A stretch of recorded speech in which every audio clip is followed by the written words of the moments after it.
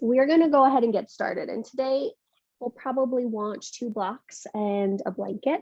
And I'm just going to chit chat at you for a little bit. So if those of you are still rolling on balls or things or doing whatever the heck you're doing, by all means, continue doing that.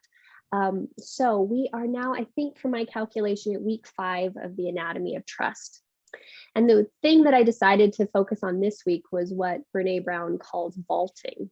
And this one I think is very interesting. So vaulting is this concept that whatever someone shares with you, you hold in confidence, and whatever you share with another, you hold or you trust that they hold in confidence.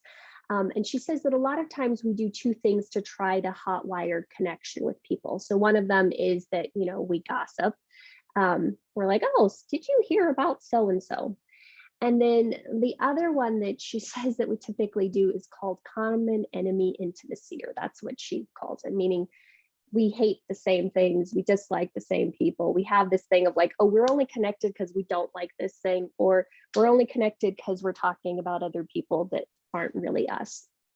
And it's interesting because in her discussion of this, she doesn't really talk about a solution. And I'm like, well, that's helpful. Great. Don't talk bad about other people and just don't, hate things with people. And I was like, well, what's the solution to this? So I started to think about some of my own relationships. And what I've thought was a possibility is what I'm going to call actually being vulnerable with another person. And for this, I've been thinking about some of my own relationships where someone asked me to do something that was vulnerable for them. It was either scary or potentially embarrassing, or they didn't feel like they had anyone else that they could call on. And they asked me to do something for them, and then I showed up.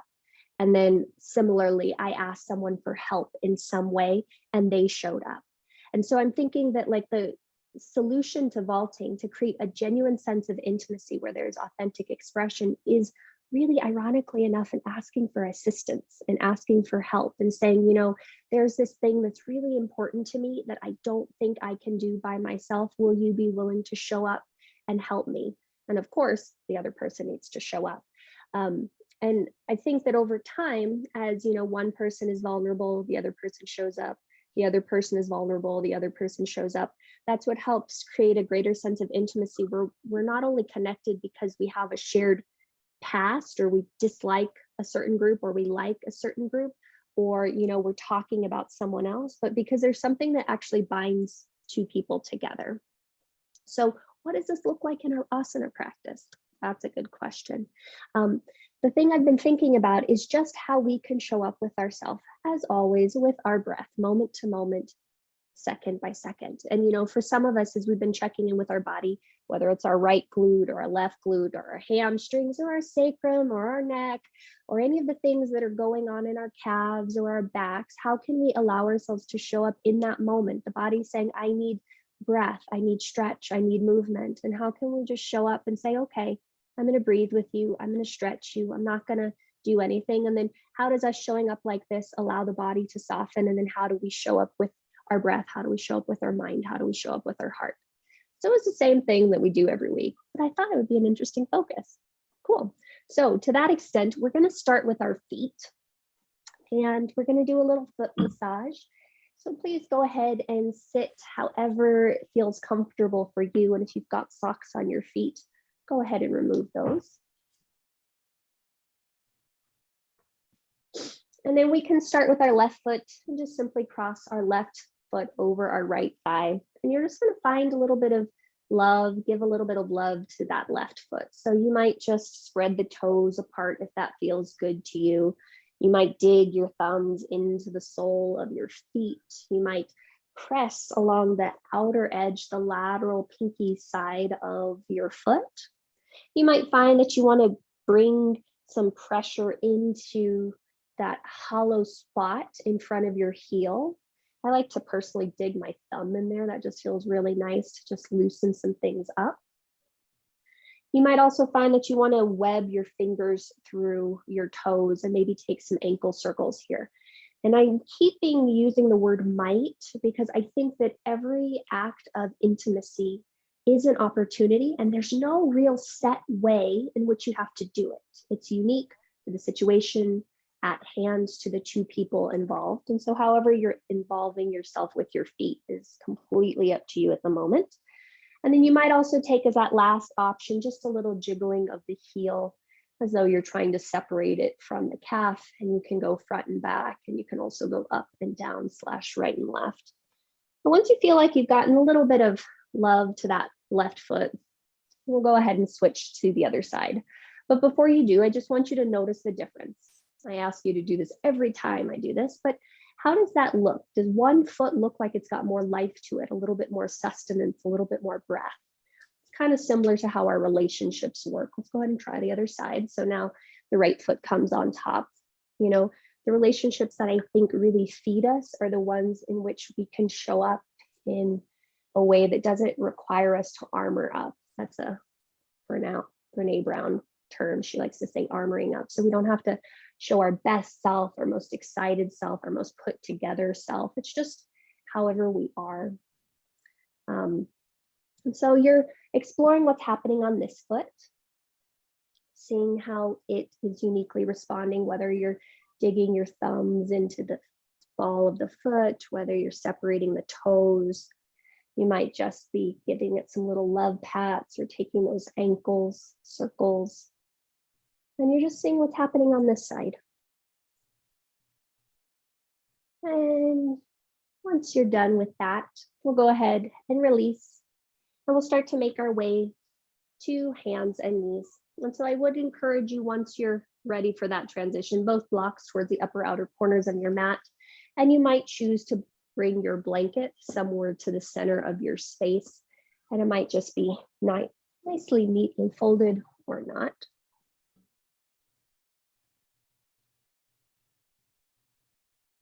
Awesome sauce. And then once you're ready, we're going to do a mini toe squat first. So you'll walk your knees, ankles, and shins together, curl both sets of toes under, and keep your hands on the floor as you push your butt back to your feet. And then just take a few little neck circles here, maybe take some shoulder circles here. We're just doing a gentle stretch of the foot. Don't worry, we'll come back to toe squat again, but you're just seeing how this feels here, hands on the floor, this little movement. And then you'll come forward, release the tops of the feet to the floor, pitter patter the toes if you'd like. And then start to shift your weight back, and maybe you'll lift one, maybe you'll lift both knees up and away from the floor. Again, just paying attention to how that feels for you. Don't worry, we're going to do this twice, so we'll have fun with that one. And then let's go ahead again and come forward, hands on the floor, tuck both sets of toes under again. And this one's going to be weird. I want you to shift your weight back until your heels are almost an inch off of the floor. You'll have to walk your hands back with you, and you'll be in this primitive squat position. And so especially for those of us that said our calves were bothering us, see if you can let your head really drop and just let the heels reach towards the floor, hands are reaching away from the toes until you feel a gentle stretch coming across the back of your heels. And your head is really super heavy. And then from here, just breathe. Notice what you notice. Great. And then we'll start to come forward, and we'll take toe squat proper now. So you can tuck those toes back under. Sit as vertically as you'd like. Make sure the pinky toe hasn't escaped. And then for today, we'll open our arms out wide like a bird. As you exhale, give yourself a hug, wrapping left arm underneath your right. And then we'll just take 4 of these. Inhaling, pressing the elbows forward and up. And then exhaling, drawing the elbows down and maybe rounding your upper back in. And so we're just feeling what this feels like. So a few of you had mentioned that your neck and shoulders were bothering you today. So just pay attention to how this feels. And I think one of the most important parts about really finding a genuine sense of intimacy or connection with another person is that we don't necessarily have to improve who we are. We just have to show up. We have to know our own boundaries, our own limitations. This is our last one. We have to be in alignment with our thoughts, words, and actions. And we have to be non-judgmental of self and others. So we've gone through the first 4 weeks. Awesome sauce. You'll go ahead and gently release. Arms will open wide. You might take some shoulder circles here before you do the other side, but you're just paying attention to what feels good to your body. And then when you're ready, you'll try the other side. So last time it was left arm under. So this time it'll be right arm under. And then you'll take 4 of those little shoulders going up and down. And again, you're just paying attention and you're breathing. How does it feel if you press the elbows forward and round the upper back a little bit? Yeah. How does it feel if you lift the elbows and press the elbows forward? And after you've done your 4, you'll gently release and you'll come forward, pitter patter those toes. They probably were like, wow, that was a long time. And you'll just see how that feels. And again, it's just a sense of awareness, just being with how we are. And again, counter stretch as need be.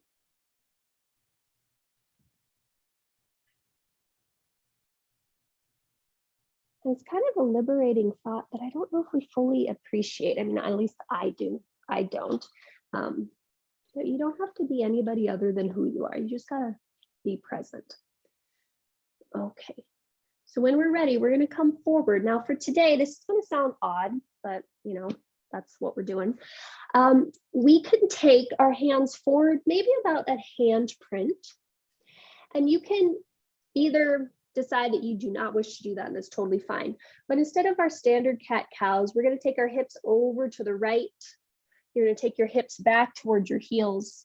Then you'll take your hips over to the left and forward to your hands.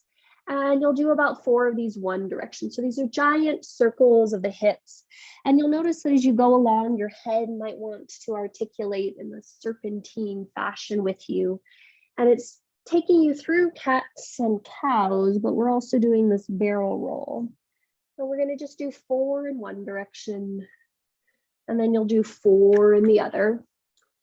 And again, my calf people, pay attention to how this feels on your calves as you go towards the right and then as you go towards the left. Sometimes you can feel that on the shins and the calves, and sometimes my knee people will feel that too. And after you've done 4 in one direction, just go ahead and either center in child's pose or center in that weird, almost lazy downward facing dog shape. And then you'll switch to the other side. And again, you're just paying attention. How does this feel? I think about my own life and my own relationships, and it's often when they're asking me to do something kind of odd, it creates the potential for me to be seen, for them to be seen, and for that connection to actually start to form. And so the question is, how do we allow ourselves permission to be weird with ourselves, to ask ourselves what we need so that we can form a deeper sense of trust with ourselves? So after you've taken 4, doing that awkward opposite direction, because most likely one way feels better than the other, you'll either come and rest in child's pose, or you'll just come back to that lazy, weird, upward facing dog shape.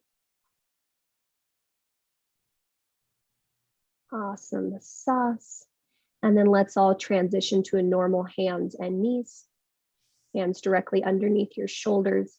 Tuck both sets of toes under. Go ahead and inhale, gaze forward. And as you exhale, lift your bum up and back. Keep both knees super bent for today. So both knees super bent. Press the hands down and forward, lift up through your armpits. And then let's start to straighten just your left leg. Shift your butt over towards the left and feel what you feel happening on that outer hip. So my people saying butt things in the outer left and right glutes, pay attention as we're doing this. And then we'll go ahead and shift our pelvis back to center. Inhale, bend both knees, and then straighten just the right leg and shift your butt over towards the right. And you're breathing. And when you're ready, you'll shift your pelvis back to center, bend both knees, and then repeat that one more time on your own, going to each side. And you're just paying attention. What do you feel if you lift all 5 toes of that straight leg and then put them back down on the floor? How does that change the sensation in your calves and your outer leg? What do you notice happening in the breath? And once you feel like you've explored that, found the fun things, you'll go ahead and bring yourself back to center. Awesome sauce. Okay, so from here, let's walk our hands forward about 1 hand print for most of us. Awesome sauce. Then return back to that downward facing dog. And come to the balls of your feet. curl your tailbone forward and come all the way into an upward facing dog, keeping the toes curled under, lifting the inner thighs up, heart drawing back. Yep. And then as you exhale, start to curl your head to your nose to your chin to your chest, roll under and press back to downward facing dog. So you'll notice that that's a lot of upper back core work. Great, we're gonna do 4 of these. So inhale, press to the balls of your feet, curl your tail under, ripple through plank, keep lifting through those inner thighs as you come to that upward facing dog. And then as you exhale, round your upper spine, coming through plank, go back up into downward facing dog. And the slower that you can move, the more core work you will find. So this is a choose your own adventure type of thing. You might find that it takes more than 3 breaths. Keep lifting through those inner thighs as you come to that upward facing dog, so the legs never touch the floor. Yep. Awesome sauce. Nice work, people. And at the end of this next downward facing dog, you'll stay at that downward facing dog. And then you'll just take 3 breaths. The only ask is that you be present with yourself. There's nothing that you have to do. So how can you just show up for you? What does that even look like on and off the mat? How does the breath feel in this moment? Okay, let's go ahead and add on. Press down through both hands. Inhale, lift your right leg up and back. Square your hips, yep. And then exhale, step that right foot quietly between your hands. Plant your foot on the floor. Now press down into your front foot, squeeze your back outer hip in and start to make your fingertips light. When you're ready, you'll inhale and come all the way up to high crescent lunge. Nice job, guys. So we've got 3 breaths here. So press into that front foot, push into that back foot, suck those points together. See if you can then lengthen your ribs up, reach up through your fingers and find a little bit more expansion through the heart. Nice job. Next, exhale, start to bring the hands back down to the floor or the blocks in front of you and straighten your front leg long. Awesome. And then you'll just take about 3 breath cycles here. You might peel the sole of the right foot away from the floor. You might bend and straighten that front knee. You're just paying attention to what the needs of your hamstrings are at this moment. You're paying attention to what the needs of your body are at this moment. And you're doing the best that you can to just non-judgmentally show up for you as you need it. And the biggest help is just making sure you're breathing. How is the breath moving through the body? Nice job, guys. All right, on your next in-breath, go ahead and shift your weight forward. Plant the hands on the mat and step yourself back to downward facing dog. Now, keeping your inner thighs super engaged, pulling those kneecaps up, inhale, shift to the balls of your feet, roll all the way through to upward facing dog, keeping your thighs away from the floor, pulling your heart through the gates of your arms. And then exhale, round the upper back to go into downward facing dog. Nice, that's really super weird. Got it, but that's good. Nice job, guys. Okay, and then we'll try the other side. Inhale, lift your left leg up and back. As you exhale, quietly step that foot between your hands and plant the foot on the floor. Then before you go anywhere, really root into that left foot. Lift through the inner right thigh. Make the fingertips light, and then start to bring your spine up to vertical. Nice stability, guys. Good. Nice. And then you've just got 3 breath cycles here. How do you need to show up for you? What little tiny adjustments might you need to make so that you can establish that sense of trust with you? This is how we earn our own marbles.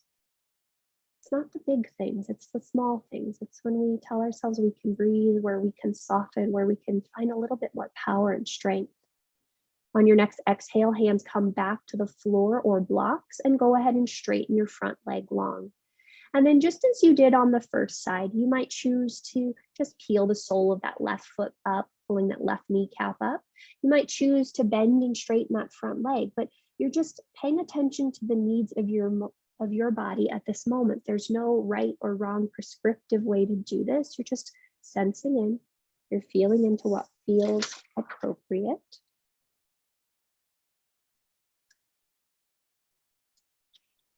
Nice work, guys.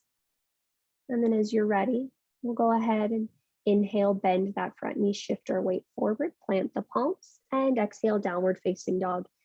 If you'd like, you'll take that cycle through up dog, keeping the thighs away from the floor and rolling the spine the whole time. And then when you come back, I want you to roll back slower than you think you want to, so that you can feel all those core muscles come in line. Feel the upper back start to engage. Yeah, nice job, guys. Yeah, cool. Awesome. Take 2 breaths. Just notice what you notice. Where can you soften? Where can you yield? Just a little bit. Okay, moving on. Inhale, lift your right leg up and back. As you exhale, bend your right knee and stack your right hip. We've got about 2 breath cycles here, so you might want to circle that ankle if you'd like. You might just want to see if you can draw that outer left hip back so you feel a fun stretch happening on the inner left thigh to the right knee. And then on your next exhale, start to round that right knee towards your nose. Round, round, round, round, round, round, round, round, round, and then slowly plant the foot between the hands. Awesome sauce. Spin your back foot to the floor for warrior 1. And then again, just as we did before, press into the front foot, press into the back foot, lighten the fingertips, and then bring the spine all the way up to vertical. Cool. Now for today, we're going to do something a little odd, so you can choose to participate or not, but I want you to bring your left hand to your left hip, and your right hand will come to your right rib front thing. Now I want you to see if you can almost direct your outer left hip to come forward. Press your left pinky toe down until you feel a stretch that goes from the inside edge of your left thigh all the way up into your left ribs. That's your psoas. And so your ribs might, or your shoulders might need to come forward just a little bit so you can draw those ribs back. And then if you'd like, you can reach your left arm up, and it really just intensifies that stretch. As long as that outer left hip is coming forward, that left pinky toes pressing down, and all of your ribs are drawing in and back. Awesome sauce. On your next in breath, go ahead and reach up and straighten your front leg long. As you exhale, start to reach forward, out and down. Fingers come to blocks or floor, and now we're in pyramid pose. Great. And I would encourage you to put your hands on blocks if it feels like the floor is way too far away, and make sure the hands are underneath your shoulders. Then let's walk that left, there you go, left hand block underneath your left shoulder a little bit more. Draw your right hand to your right hip, and with your thumb in your right hip crease, pull your butt back and your crown forward until your spine is parallel to the floor. Yep. Press into both feet. And as you're ready, you'll start to roll your right rib cage on top of your left. Make sure there's more length on the left side of the body. And then you might start to reach that right arm up. And just as we did last week with all that crazy work on the shoulder girdle, see if you can push down into that left hand to lengthen up through the left armpit and roll your left ribs into that inner right thigh. Nice job, guys. As you're ready, exhale, lower that right hand down to the floor. Inhale, you'll bend your front knee forward, and exhale, plant the palms and step back to downward facing dog. Awesome sauce. Okay, if you'd like, you'll come through to that upward facing dog, coming through that plank roll. Otherwise, you can just stay here. And so we're trying to roll all the way through the spine because it gets a different type of action. And when you come back, you'll notice a different type of action. Nice job. Okay. And then we'll go ahead and try the other side. Inhale, lift your left leg up and back. As you exhale, bend your left knee, stack your left knee and hip. And then if you did on the first side, you might circle that ankle. You might just draw your outer right hip back behind you. Yep, as you lift up through that inner left knee, just to find that stretch across that inner right thigh. And then as you're ready, you'll exhale and draw that left knee to your nose, left knee to nose, left knee to nose, round, round, round, round, round, round, round. And then slowly plant the foot on the floor. Nice work, guys. As you're ready, spin the back foot to the floor for warrior 1. Root down into the feet first, then make your fingertips light, and then bring your spine all the way up for Virabhadrasana 1, Warrior 1. Yeah, nice buddy, people. Okay, and then just as we did on the first side, if this is curious to you, by all means, if not, no worries. But the right hand comes to the right hip, and it almost feels like you're pulling it out to the right and forward. And then the left hand comes to the front of the right rib cage, and it really feels like you're pulling it back so it doesn't flare. And then if you push your right pinky toe down a lot, you might feel this fun stretch coming along the inside edge of your right thigh. And if you want to intensify it, you just lift that right arm up. And we're just stretching the psoas by pulling the ribs in and keeping that inner thigh. So we're allowing ourselves to get the upper and the lower insertion of that muscle. And you can just pause, and you can breathe, continue to bend into the front knee as best you can. Yep. On your next in-breath, go ahead and straighten that front leg, reach up through both arms. And then exhale, forward, out, and down. Fingers come to blocks or floor. Great. Let's make sure that we're pulling up that left kneecap, and then walk the right block underneath the right shoulder. Draw the left thumb to the left hip. Pull your left hip straight back, reach your crown forward, your tailbone back. Yep. And then as you exhale, start to draw the belly in on the left side, push down on the right hand and roll your ribs towards the left inner thigh. You might find that you can then open that top arm, but you're just noticing what you notice. Perfection's not the key here, just showing up with your breath. Showing up with the sensations, knowing how that's going is all that you need to do. Nice job, guys. On your next exhale, go ahead and lower that hand back down to the floor. Inhale, bend to the knees, plant the palm, and step yourself back to downward facing dog. Slight variation here. Okay. So from our downward facing dog, what we're going to do is we're going to inhale and roll our spine all the way back to that upward facing dog. So you're going to roll all the way to that upward facing dog. Okay, this is not going to be fun, but it's going to be fun. Tuck your chin to your chest and roll all the way back to plank and stop when you get at plank. Push down through your pinky fingers, pulling the mat wide apart. Lift up through your inner thighs. And then from here, push down through the hands even more. Roll your heels towards the left. Keep your hands on the floor for a moment, and then slowly start to reach that right arm up towards the sky. Great. Slowly lower that right hand back down.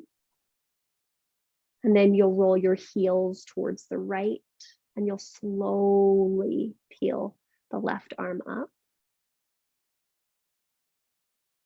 Awesome. And then you'll bring the hand back down.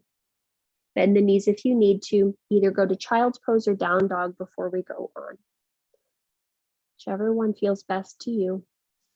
It was a lot on the arms, so we'll see how that goes.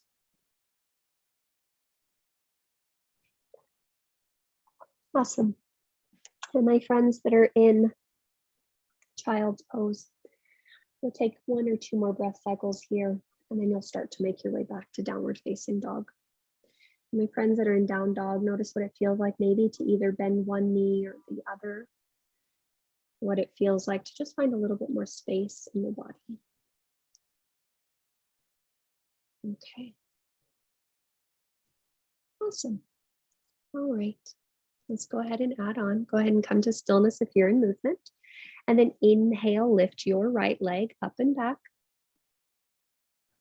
As you exhale, knee to nose, and carefully step that foot between your hands. Great. Nice job, guys. Spin your back foot to the floor and come up for Virabhadrasana 2. Yeah, nice work, guys. Okay, let's do something similar to what we did in Warrior 1. So bring your back hand, your left hand to your left hip, right hand to your front ribs. And again, you're going to try to steer your back hip forward just a little bit as you press into your back pinky toe. Again, we're trying to look for that sensation of the psoas coming in and up. Now from here, just slide your left hand over to your right low ribs like you're giving yourself a hug, and reach up through your right arm, keeping that front knee bent. And now we're going to see if we can find our reverse warrior, keeping our front ribs in. What often happens is these pop out. So we want to see if we can keep our ribs in as we find lateral side bend here. And you just bend into that front knee as much as you can. Press into that back pinky toe as best as you can. Awesome sauce. Next in breath, go ahead and straighten that front leg and bring your spine more to vertical, but keep your left hand as it is. Okay, this is going to be super weird. Totally aware of that. Reach out through your right arm, pull your right kneecap up, and on your next exhale, reach forward, out and down, coming into triangle pose without letting your ribs pop out. Yeah. Then from there, since you're still holding onto your right ribs, push down into your right hand, pull your right ribs towards the left. Oh yeah. And then stack that left shoulder on top. And then you might open that left arm up towards the sky. Great. And you've just got 3 breath cycles here. If you want to make this a little harder on yourself, you would just think of, or maybe actually try to lift your right heel about an inch away from the floor. That's the front one. Keep pressing onto the back outer hip. Nice job. On your next exhale, go ahead and lower that left hand to the floor. Square your hips to the floor, low lunge. And then step yourself back to downward facing dog.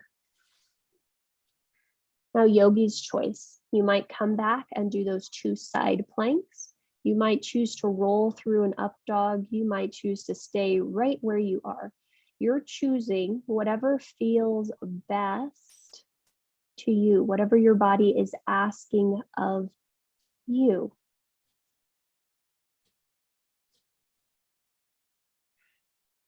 Nice work, guys. And then as you're ready, you'll make your way back to that downward facing dog. Awesome sauce. Let's go ahead and try the other side. Inhale, sweep your left leg up and back. As you exhale, left knee to nose round all the way in. And then carefully plant that foot on the floor. Nice. Spin the back foot to the floor and then inhale up for warrior 2. And then once you find yourself up, again, adjust feet as need be, making sure it's a long stance for you. And then we'll take our hands back to our hips. So now the right hand will come to the right hip. And you're just steering your right hip forward just a little bit. Left hand will come to the front of your rib cage, and you're seeing if you can pull that in. And so now keeping that in, we'll see if we can bring, our right hand to our right ribs, lifting up through the left arm, and you're taking your side bend without letting your ribs open up. So the ribs are staying pretty knit together. This is one of those other fun things. You can do this without your hand being there if you just engage the muscles. And there's what Erica likes to call her sneaky core work happening there. And then as you're ready, we'll go ahead and inhale, straighten your front leg long. And as you exhale, reach forward, out, and down with that left hand to bring the left hand to the floor or the block on the inside or the outside edge of that front foot, whatever feels best to you. And again, since the left hand is on the floor block, push down into that left hand until armpit lifts up. Use that right hand to pull your left ribs gently towards the right to stack the right shoulder, and then you might open the right arm up. And you're just pausing and you're breathing and you're noticing how this feels. The expansion through the heart of just showing up with the breath. Nothing more, just being with you. Awesome sauce. All right, on your next exhale, go ahead and lower that right hand to the floor. Pivot to a low lunge at the top of the mat. And then go ahead and step back to downward facing dog. And however you need to do this, you'll get to a forward fold. So you might just walk your hands back to your feet. You might walk your feet to your hands, but you'll find yourself in a forward fold, however you wish to get there. Love that, Roberta. And then you're just gonna hang once you get there. You're just gonna hang. And you'll notice what it feels like to really let the head be heavy, to really let the heart be lighter than the head. Let it be above the head. Let it be the way in which we can show up moment by moment, breath by breath, letting that mind be quiet. And some of you will be still, some of you will move, some of you will hold opposite elbows or the back of your head, but you're letting the body inform what you need to do.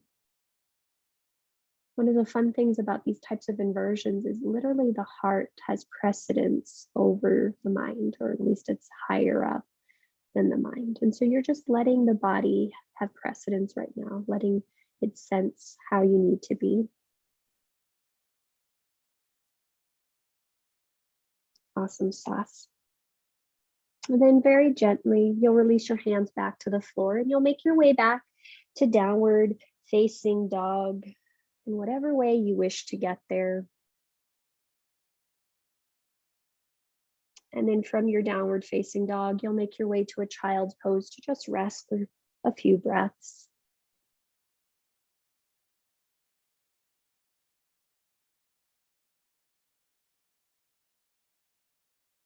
And as you're here, we're just gonna notice, I've been thinking about this idea of common enemy intimacy as it applies to myself. And I think that like the best example I've come up with is like how we can have that negative chatter in our mind, how we can just really let the mind wander and all the things that, we dislike.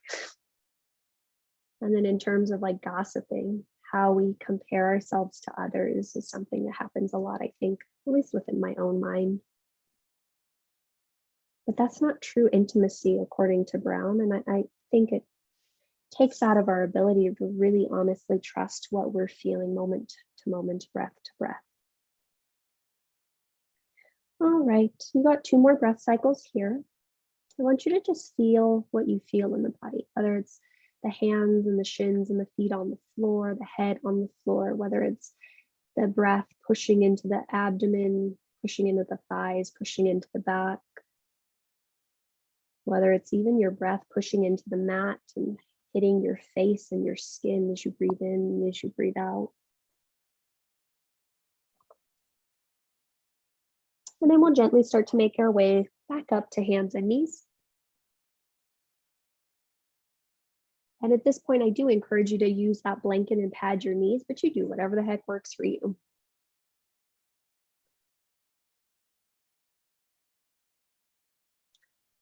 And then once you've got your knees padded, hands will come to blocks and you'll step your right foot between your hands. Awesome sauce.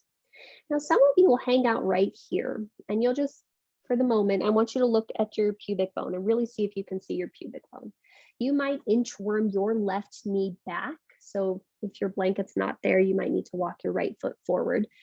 But you might then come to the top of your left foot and straighten your left leg long and just look at your left knee the whole darn time and find a fun stretch across the front of your left hip flexor. So top of left foot stays on the floor the whole time.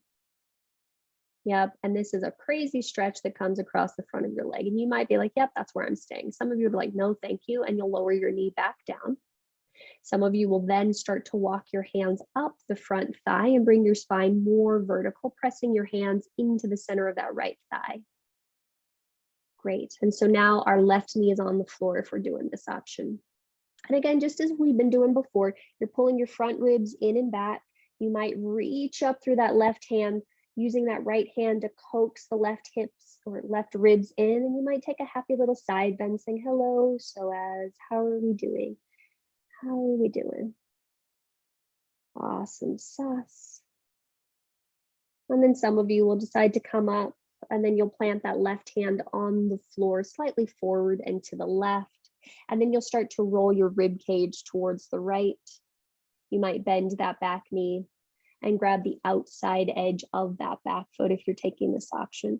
And I noticed today when I was playing with this for myself, holding onto that back foot, notice what happens if you draw your left butt back to your left heel instead of pulling your left heel to your left butt, and see if that changes the sensation for you in a way that's interesting.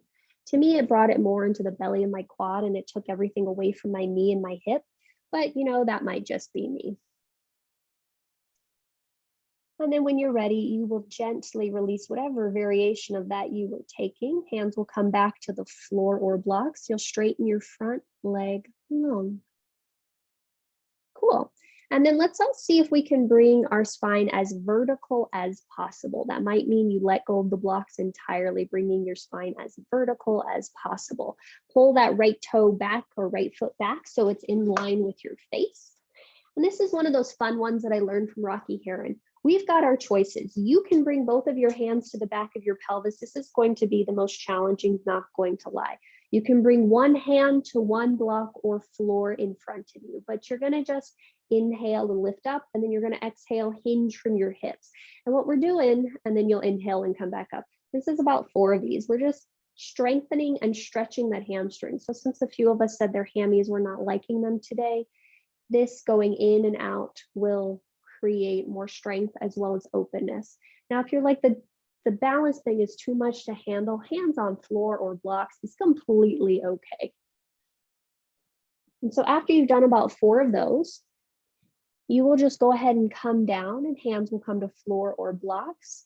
You'll pull all 5 toes of that right foot back towards your face. You might roll your right pinky toe more towards the right.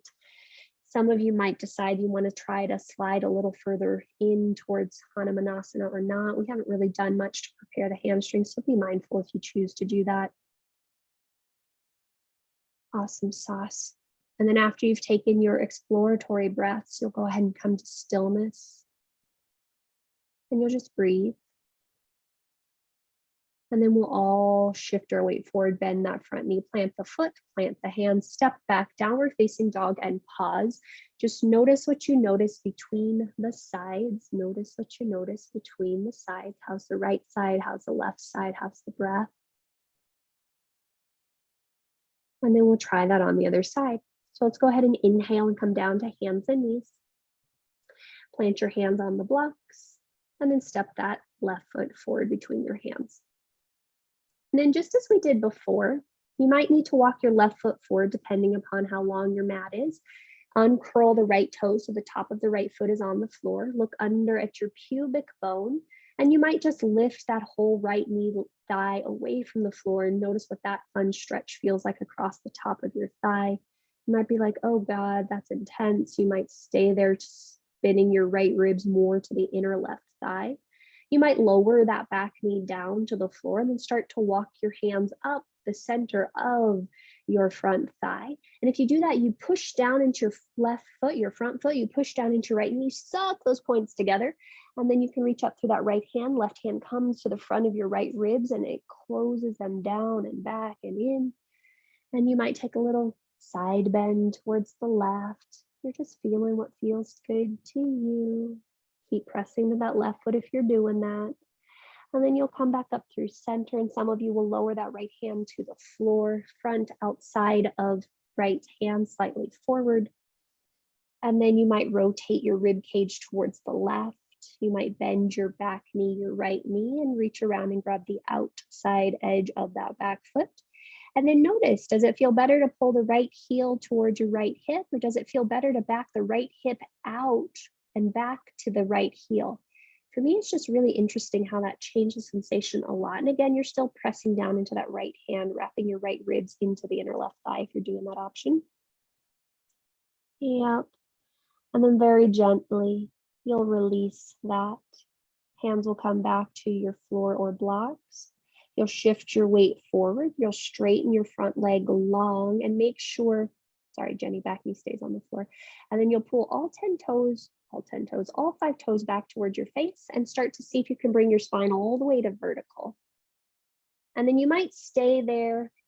You might bring your hands to the back of your pelvis. It just makes sure that you can't cheat. The left leg has to stay super active. You push down into the left heel, you push down into the left knee, and then you just exhale and come forward, and you inhale and you come up. We just got about 4 of these. And balance is definitely a thing. So if you're wobbly today, no worries, just breathe. Wobbling's okay.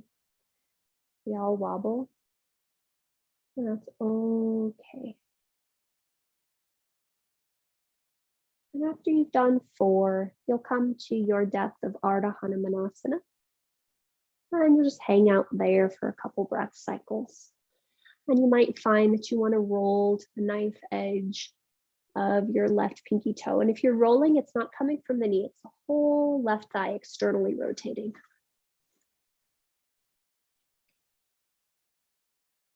Yep. And you're just pausing and you're breathing and you're seeing how that goes for you. Awesome sauce, people. And then you'll come to stillness and just breathe for a few breaths in whichever shape you're in.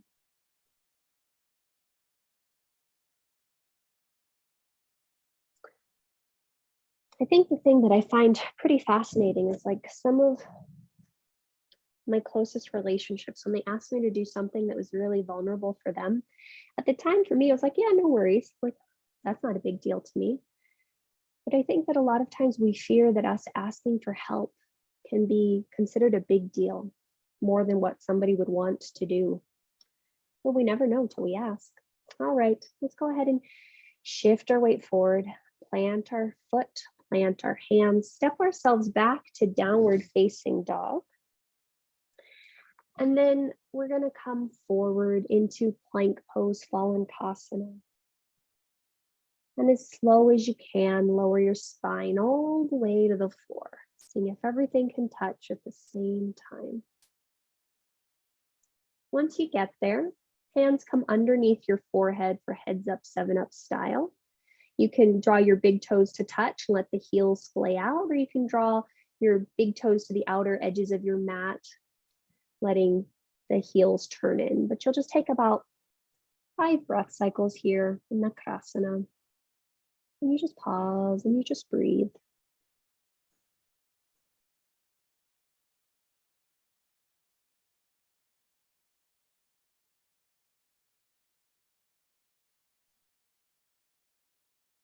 Pause and breathe. Awesome sauce. So we're going to do a few back bends before we try to go towards another back bend. So we'll see how this goes. So let's go ahead and walk our feet so they're hip distance apart. And we're not going balls to the walls, so no need to be super big about this. And then you can either interlace your hands at the back of your head if that's the choice you'd like to take, or you can just bring your hands alongside your rib cage. It's whichever one you wish to do. It's totally up to you. But you're going to press down into the tops of the feet. You're going to lift up through your inner thighs. You're going to lengthen your tailbone back. And as you're ready, you'll inhale and draw your sternum forward to lift your chest, to lift your shoulders. And if the hands are on the back of the head, you push your head into your hands and your hands into your head, and that lets you get a little higher. And then you'll exhale and lower all the way down. And then you can choose to do the same option, or you could choose to change options. It's totally up to you. But then you'll do just one more of those. And so those that are pushing down into the hands, you draw the shoulders away from the ears, keeping the hands light, the elbows drawing together and back. Yep, tailbone lengthening back. Nice job, guys. And then you'll exhale and lower down. And then take a breath to let the body settle before you roll over onto your back.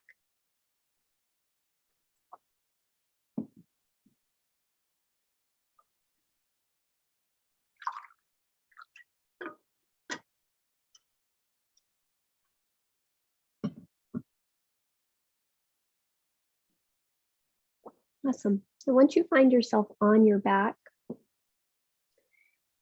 go ahead and bend both knees. Plant the feet on the floor about hip distance apart.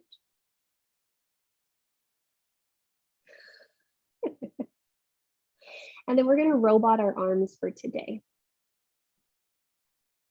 Okay, we're going to take 4 of these. So with your elbows bent, hug them in towards your waistline.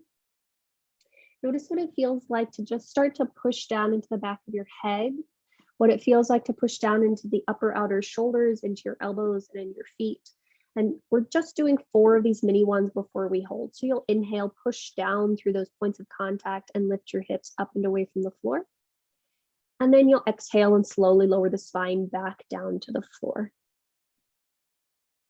And as you take these, notice if it helps to make your fingers active. So they're like little laser beams pointing up to the ceiling.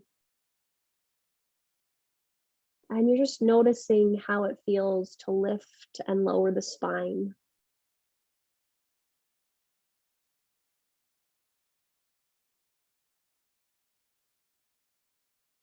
And again, it doesn't have to be big to be impactful. You're just following your breath.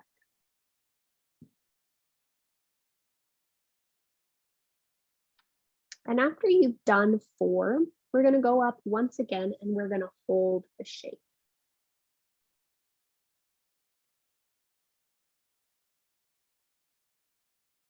And so once you find yourself up and holding the shape, you might walk the shoulders underneath you even more if that feels good to you. You might extend the hands down towards the feet. You might roll the wrists. You might grab that outer edges of the mat. You might grab the opposite hand. But you're going to then take the next 5 breath cycles, making small movements in the shape until you feel more comfortable. All of our relationships are often about a sense of negotiation. There's not a do or die type of thing, at least in the ones that are really fulfilling to us. And that, I think, applies most importantly to the relationship that we have with ourselves. So how can you make little tiny adjustments so you feel more expansion, so you feel more comfort, so you feel more stability and trust and groundedness? Great. And you've got about 2 more breath cycles here. The heart is still lifting. The chin is drawing away from the sternum. You're pressing into the back of the head. And as you're ready, you'll gently release those hands. You'll untuck the shoulders and you'll bring your spine back down to the floor and you'll pause. And we'll just pause because we have 1 more back bend in place before we call it a day with these. And you'll just breathe and you'll notice what you notice. Okay, so some of you will choose to use both of your blocks for this. So as most of you just rolled over, your block should be somewhere easily accessible to you. If you flipped around, they're probably closer to your feet now.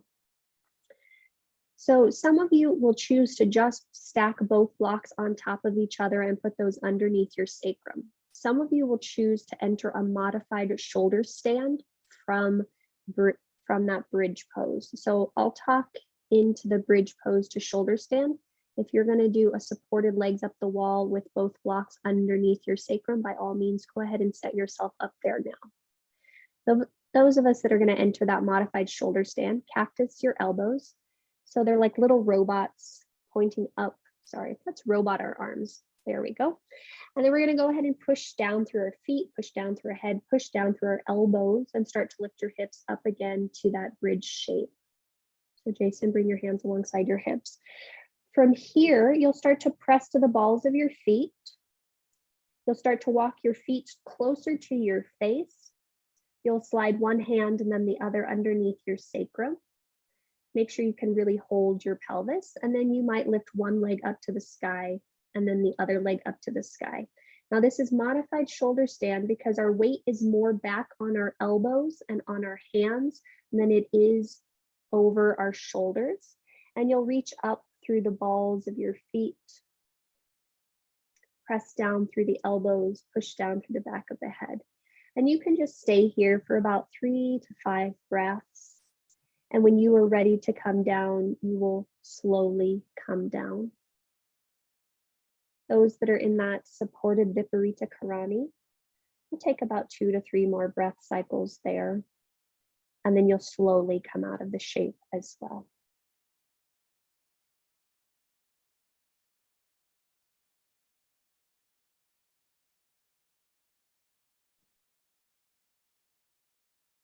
Nice work, guys. And before we go any further, once we all make our way back down onto our backs, this is going to sound odd, but I want you to push the back of your skull straight down into the floor with about 20% of your capacity. That's a nice spike, Alexander. And then you'll release that, and then you'll press it again. And you'll release that, and you'll do the third time. So we're trying to activate the neck muscles just because they were probably not so active. So just pushing your head into the floor, about 20% of your capacity will work. Okay, release that. Draw your right knee into your chest, interlace your hands at the back of your right thigh.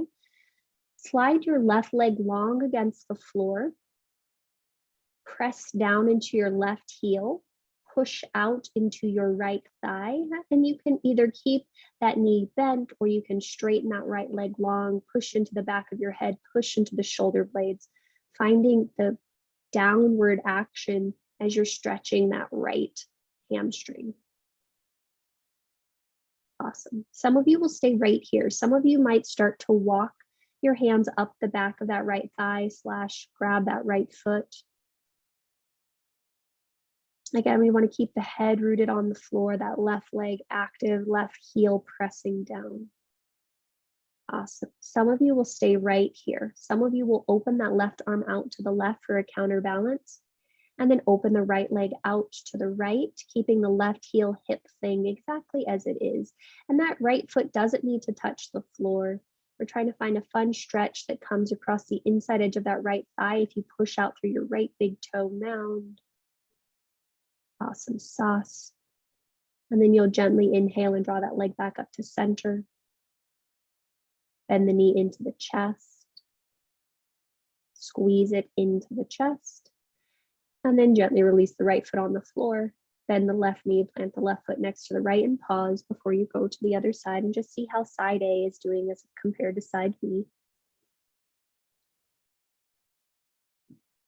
And then when we're ready, we'll try the other side. So this time you'll draw your left knee into your chest, interlace your hands at the back of the leg. Slide that right leg out against the floor, flex through the right leg, keeping it super active.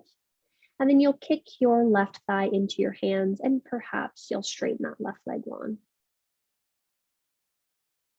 And again, you want to make sure the back of the head is pressing into the floor. The back of that right heel is pressing down the shoulders. Some of you will stay right here. Some of you might start to walk the hands up the back of the thigh. You might even grab the foot depending upon how you're feeling. Some of you might stay right here. Some of you will open the right arm out to the right. Create a counterbalance as you open the left leg out to the left.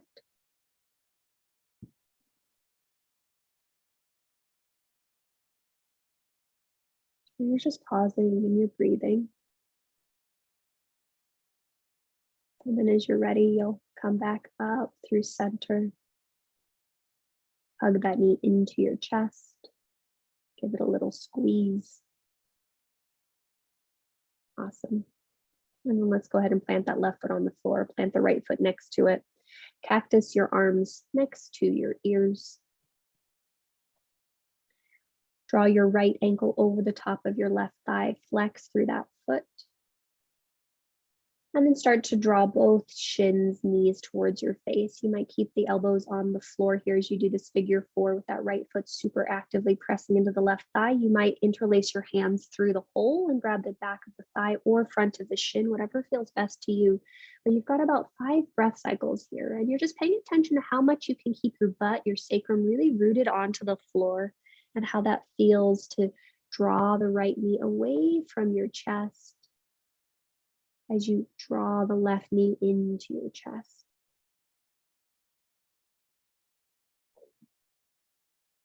And very gently, you'll release, drawing the left foot back to the floor, then the right foot next to the floor, and then we'll try that on the other side. So you might cactus the arms once again, cross the left leg over, left ankle over the top of the right thigh, and then draw both legs towards you. You might choose to stay here, just letting the legs do the work, or thread your hands through the whole of your legs. Grab the back of your right thigh, front of your right shin. And we want to see if we can just let the whole upper spine, so the chest be heavy, the shoulder blades be heavy, the head be heavy, the sacrum be heavy as you're widening that left knee away from your chest and drawing the right knee into your chest. Awesome. And then you'll gently release the hands. Draw that right foot back to the floor. Draw the left foot down to the floor. And then take a moment to draw the soles of the feet together. Let the knees open and splay just for a moment to feel what this feels like in this Baddha Konasana shape. And you can stay here for about 3 to 5 breaths. And then at any point in time, if something is calling to you to complete your practice, by all means, go ahead and do that. So some of you will hang out here. Some of you might want to do a gentle twist. Some of you might be ready to head up for Shavasana, but you're allowing yourself to really meet the needs of your body without any judgment.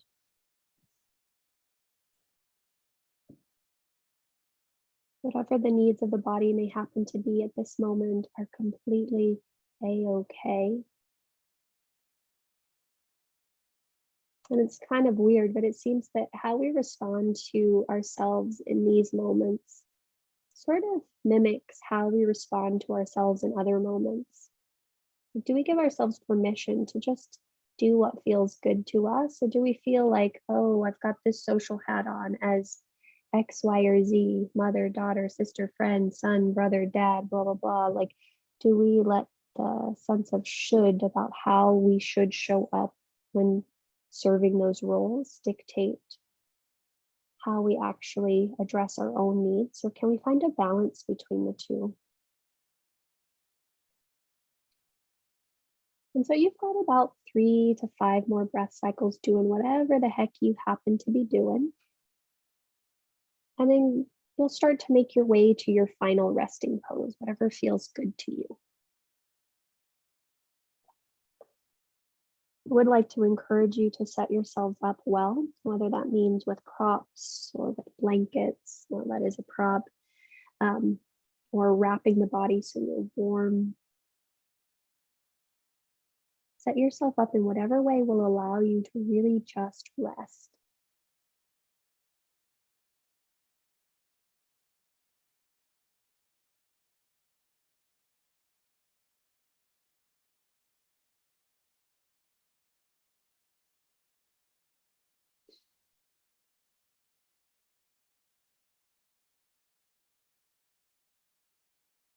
Okay. And I encourage you to take the first few breath cycles in your final resting pose to really get comfortable. So if that means you need to shift a little bit from right to left, by all means, please do that.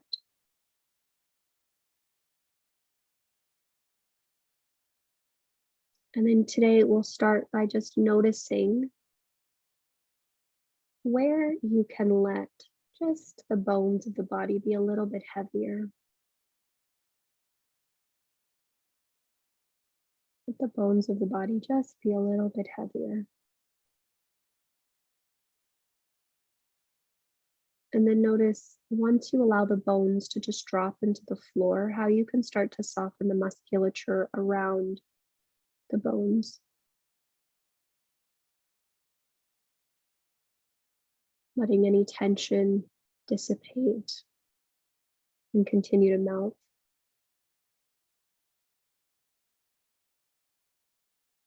And as always, as the bones become heavier and as the muscles soften and release, it liberates the breath. And there's no need to direct or shape the breath, just observe it.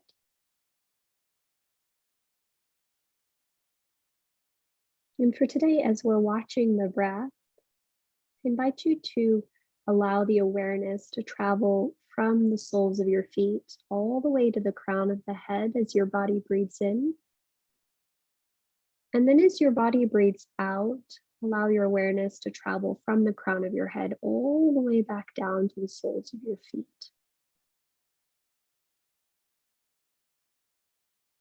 So the invitation is just to let the body breathe as it naturally does.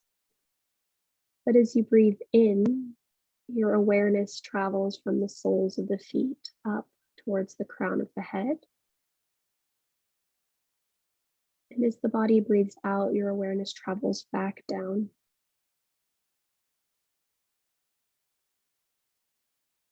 And you'll just continue with this Kriya for a few more moments. allowing yourself to just be as effortless as possible, watching the breath as it enters and exits the body, directing the awareness up and down the spine.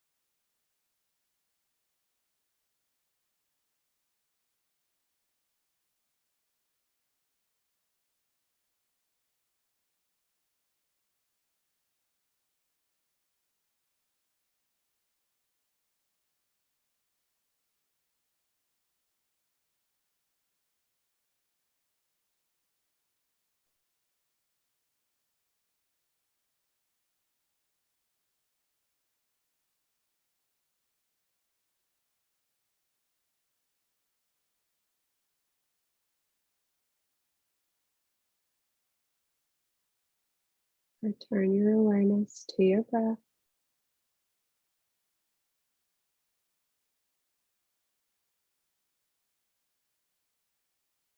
As you gently come back, take a moment to notice what you notice.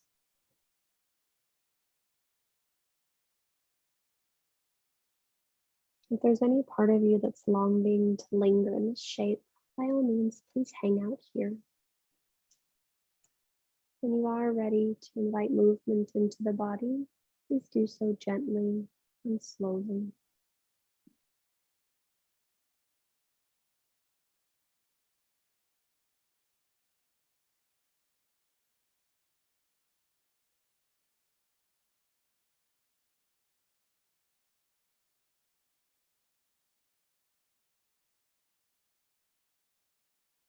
Those in stillness, please stay as long as you'd like. Those in movement, you'll start to make your way to your right side where you'll pause for just a few breath cycles before you come up to sit.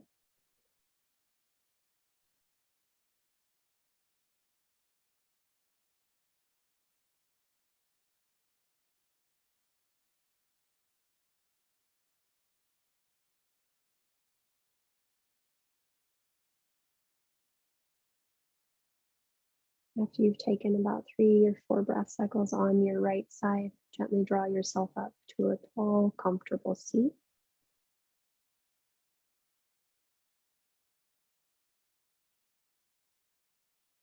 And please take the opportunity to sit tall and to sit well.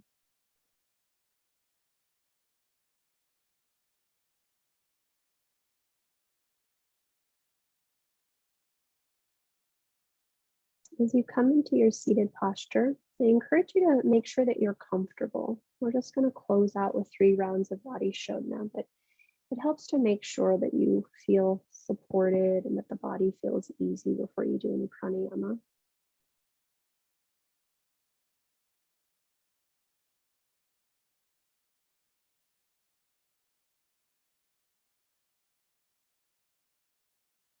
Once you feel established in your seat, you might either turn your left palm to face the thigh or turn the palm to face up. You might tuck your index finger into the base of your thumb in either case. And then you'll turn your right palm to face up.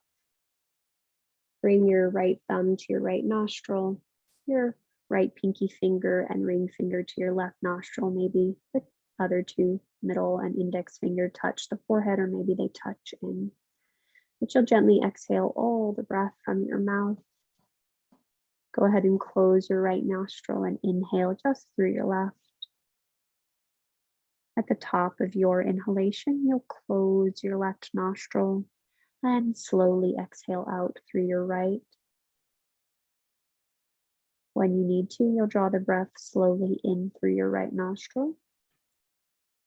At the top of your inhalation, you'll close your right nostril and then slowly exhale out through the left.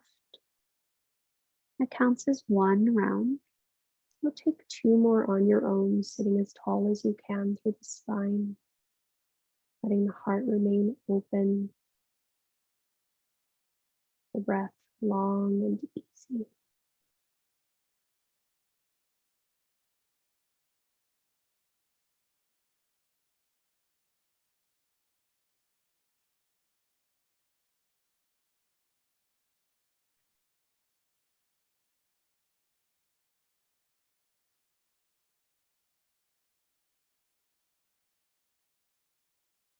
And there is no rush. The next time you exit the breath through that left nostril, simply lower your right hand.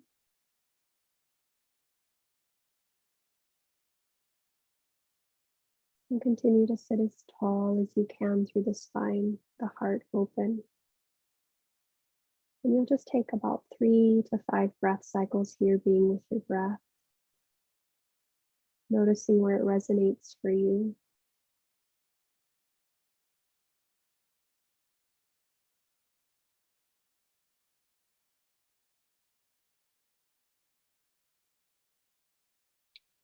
I can't speak for any of you, but I do think that what our souls long for, what our hearts, our spirits, our essences long for, is just our ability to pause and be present with ourselves.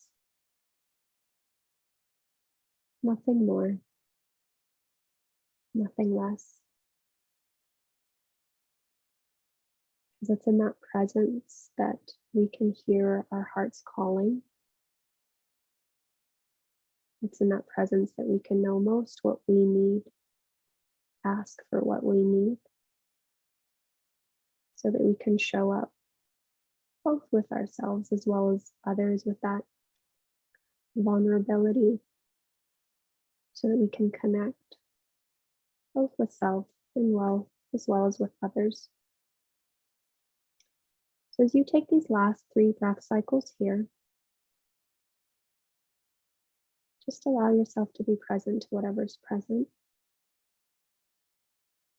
trusting that your ability to do just that starts to strengthen your connection, your sense of trust with self, and ultimately with others.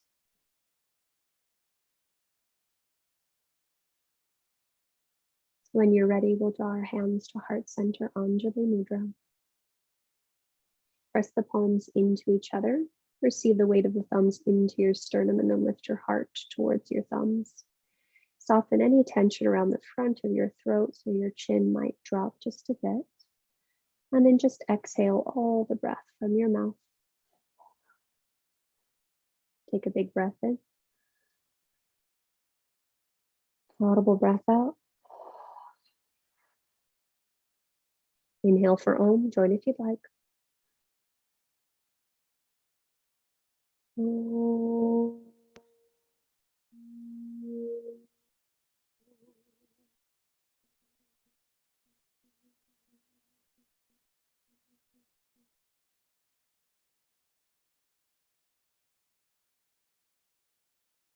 To that light, to that breath, and to that sound we bow. Namaste.